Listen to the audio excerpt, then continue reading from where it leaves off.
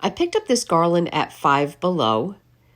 I can't remember if it was $5 or $3, but any garland will do. Garland is expensive, so some of the better places to find it is in the wedding aisle at Hobby Lobby.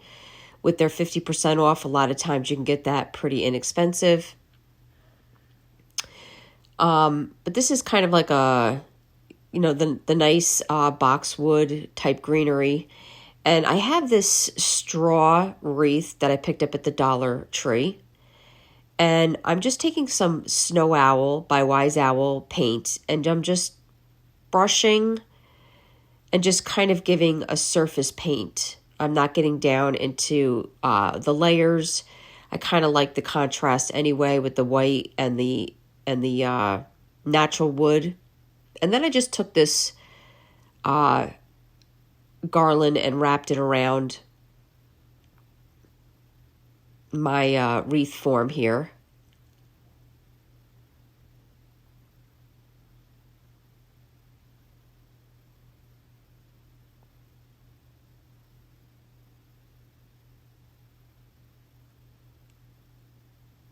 Now, I found these carrots and bunny garland at Home Goods. These are really, really pretty. They had other ones to pick from, and I just cut out 2 of them for my wreath. And we can use the rest for another project. Later, I'll post a video or some pictures of what I did with the rest of the carrots and the bunny. So if you want to stay tuned for that. I'm just going to glue them to the side with my hot glue. Just going to layer them a little bit.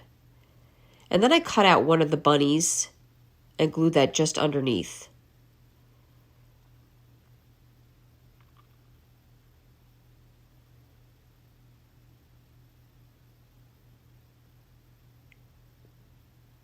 So now I'm going to teach you how to do a quick, easy bow.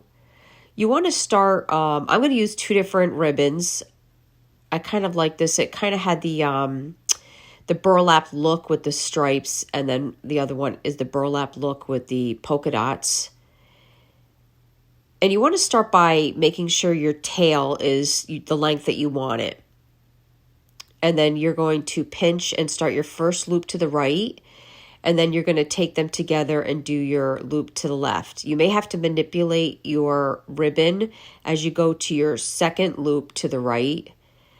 If the pattern's on both sides, you don't have to do this, but sometimes I just give it a little twist to make sure the pattern is showing.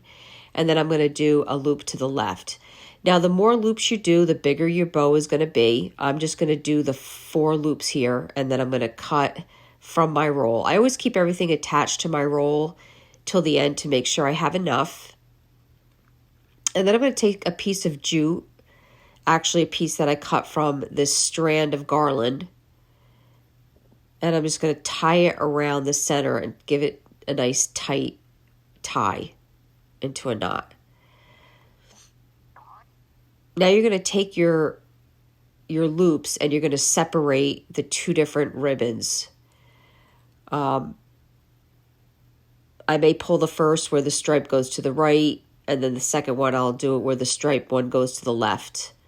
Now, another tip is all these ribbons have a wire edge, and it makes it so easy to form them. So here you have a nice, full, fluffy bow, very easily made, and I'm going to take the rest of that jute that I have and tie it around to the back of the wreath. Very simple. Now, if you could always add a 3rd ribbon or a 4th, and then you're just going to get more colors.